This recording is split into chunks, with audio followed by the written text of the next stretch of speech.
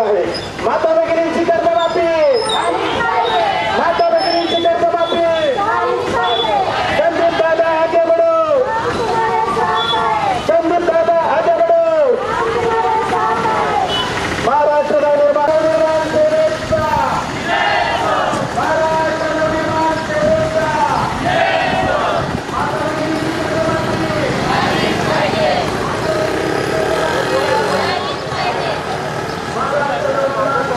ऐतिहासिक मोर्चा जिल्हाधिकारी कार्यालयाकडे मार्गस्थ होत आहे।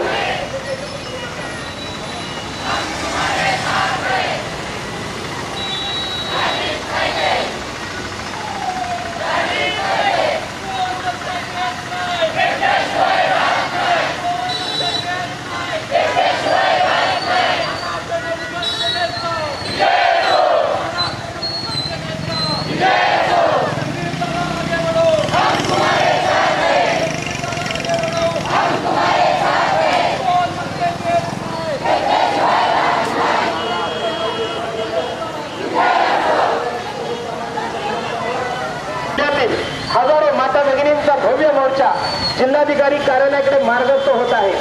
मायक्रो फायनान्स कंपन्यांच्या माध्यमातून झालेल्या अन्याय अत्याचाराला वाचा फोडण्यासाठी आणि माझ्या माता भगिनींचा सर्व तत्काळ माफ होण्यासाठी जिल्हाधिकारी कार्यालयाकडे मार्गस्थ महाराष्ट्र नवनिर्माण सेनेचे राज्याचे उपाध्यक्ष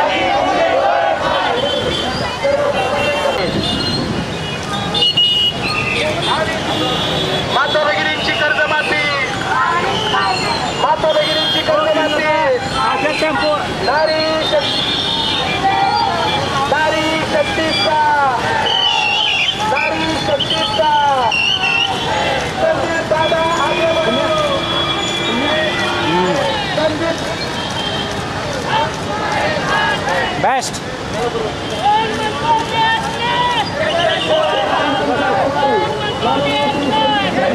थांबलं पाहिजे या महिला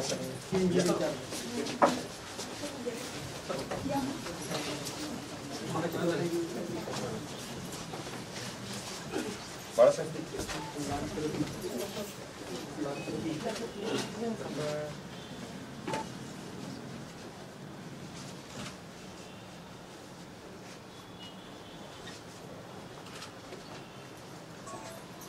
बारा टक्केपेक्षा जास्त त्यांनी कर्ज म्हणजे व्याज घेऊन आहे। जुनं जे घेतलंय त्याचं आम्ही त्याच्या वसुली संदर्भात म्हणजे परताव्या संदर्भात कर्जमाफी मागतो।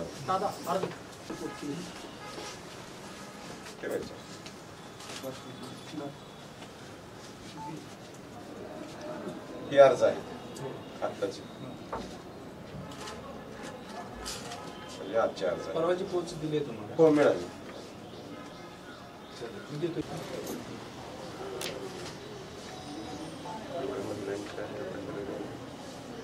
काहींचे झेरॉक्सची पोच आहे का? हे झेरॉक्स पोच घ्यायचे का?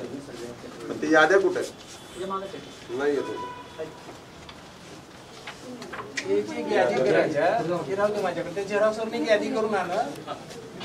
यादी दिलेली कुठे?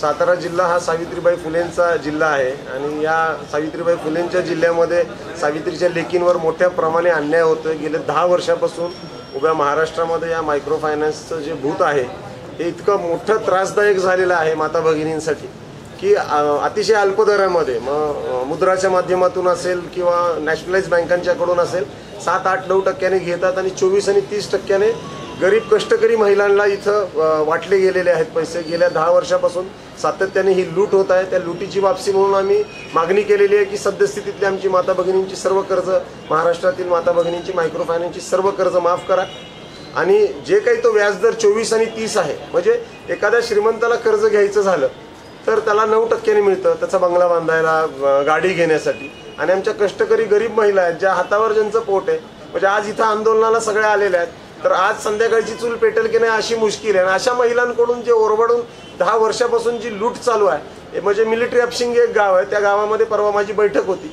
तर तिथे प्रत्येक घरातल्या व्यक्तीने देशाच्या संरक्षणासाठी रक्त सांडलंय, अहोरात्र तिथं पहारा करतात। त्यांच्या गावामध्ये मैत झाल्यानंतर तिथं हे सांगितलं जातं मैताबी तशी घेणं देणं नाही, आत्ताच्या आत्ता पैसे पाहिजेत. ही जी भाषा आहे, ही जी पद्धत आहे, ही मोडून काढण्यासाठी महाराष्ट्र नवनिर्माण सेनेला आता स्वतःचं खरं रूप दाखवावं लागेल. आम्ही खूप आंदोलनं केली, उपोषणाला मी स्वतः बसलो होतो. त्या दरम्यान हे ठरलं होतं की कोणीही आमच्या भगिनींच्या दारामध्ये पैसे मागायला येणार नाही. संगीता काटे म्हणून एका कोल्हापूरमध्ये आमच्या भगिनीची आत्महत्या झाली या टॉर्चर सहन करत करत, म्हणून आम्हाला दुसरी कुठली आत्महत्या नको आहे, म्हणून आम्ही पुढाकार घेऊन गावोगावी जाऊन हे रान उठवलेलं आहे. उपोषणादरम्यान RBIचं एमफिनचं शिष्टमंडळ आलं होतं. त्यांनी बोलले होते की तुम्ही उपोषण मागे घ्या, कर्जमाफीचे अर्ज सबमिट करा, आम्ही लवकरात लवकर निर्णय देऊ. कर्जमाफीचा अजून निर्णय आलेला नाही. दुसरी गोष्ट यांनी सांगितलं होतं की आम्ही तुमच्या भगिनींच्या दारामध्ये पैसे मागायला जाणार नाही. माझी अट होती की तुम्ही दारात यायचं नाही पैसे मागायला. जी गावची कॉमन प्लेस असेल तिथे जा, तिथं बैठक घ्या, दारात यायचं नाही. तो अपमान, ते सगळ्या गोष्टी सहन करून शेवटी खचायला लागलेल्या आहेत भगिनी. आणि आता काही राहिलेलं नाही. शेजार पाजून सावकार सगळीकडून त्यांनी पैसे घेऊन अतिशय वाईट परिस्थिती निर्माण झालेली आहे. ह्या बाहेर जेवढ्या भगिनी आहेत त्या सगळ्यांचं हिमोग्लोबिन चेक पाहिजे तर करा, एकीचंही धड भरणार नाही. स्वतःच्या पोटाला चिमटा देऊन शासनाच्या चुकीच्या धोरणामुळं आमचे जर संसार उद्ध्वस्त होत असतील तर एक मनसैनिक म्हणून सांगतो, 8 दिवस 4 दिवस 8 दिवस वाट बघेल. ज्या लोकांनी घरी जाऊन त्रास दिलाय त्यांच्यावर जर तातडीने गुन्हे दाखल नाही झाले तर स्वतः हातामध्ये दांडकं घेऊन या मायक्रो फायनान्स कंपन्यांना फोडल्याशिवाय हा मनसैनिक स्वस्थ बसणार नाही. आणि राज्यव्यापी हे आंदोलन आम्ही वाढवणार आहोत. थोड्याच दिवसामध्ये बारामतीच्याही काही महिला भगिनी माझ्या आलेल्या आहेत. सांगली, कोल्हापूर, सातारा, सोलापूर, पुणे इथल्या सर्व भगिनींना एकत्र करून जसं पाऊस काळ संपेल तसंच मंत्रालयावर धडक मोर्चा असेल. मला मुख्यमंत्र्यांना विचारायचं आहे की तुमच्या ह्या राज्यामध्ये गरीब आणि श्रीमंत असा भेदभाव का? मग लेख वाचवा, 50% आरक्षण, त्यांच्या महिलांचं सक्षमीकरण. अरे कसलं काय भक्षण करताय 10 वर्ष, दिसत नाही तुम्हाला? हे थांबवा तातडीने, अन्यथा मायक्रो फायनान्सचं एकही कार्यालय इथं ठेवणार नाही पश्चिम महाराष्ट्रामध्ये आणि एकही मंत्रालय पश्चिम महाराष्ट्रामध्ये फिरून देणार नाही. जय हिंद, जय महाराष्ट्र. आता लवकरच बारामतीला चालले. बारामतीच्या भगिनींवर तिचा अन्याय झालेला आहे. सांगली, कोल्हापूर सगळीकडच्या माझ्या भगिनींना एकवटायचं. पाऊस का थांबला माझ्या भगिनींना की लगेच मंत्रालयावर धडक मोर्चा काढायचा. मला मुख्यमंत्र्यांना विचारायचंय, हा सावित्रीबाईंचा महाराष्ट्र आहे ना? हा त्याच सावित्रीबाईंचा महाराष्ट्र आहे. मग सावित्रीच्या लेकींवर एवढा मोठा अन्याय होता ना, तुम्ही कसे स्वस्थ बसलात? अरे या देशामध्ये श्रीमंताला 9%, बंगला बांधायला 9% कर्ज दिलं जातं आणि माझ्या कष्टकरी भगिनींच्या झोपडीला पत्रा बदलायचा म्हणलं तर तिला 24 आणि 30% दिलं जातं. हा अन्याय कुठल्याही परिस्थितीमध्ये थांबवायचा म्हणजे थांबवायचा. माझ्या बरोबर बोला, नारी शक्तीचा, नारी शक्तीचा. महिलांची कर्जमाफी, महिलांची कर्जमाफी. अरे कोण म्हणता देत नाही? अरे कोण म्हणता देत नाही?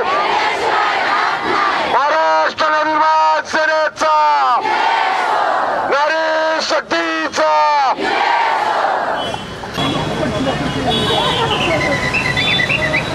या ठिकाणी या महामोर्चाच्या संदर्भात दादा आपल्याशी संवाद साधणार आहेत, आपल्याला काही सूचना करणार आहेत आणि निवेदन देण्यासाठी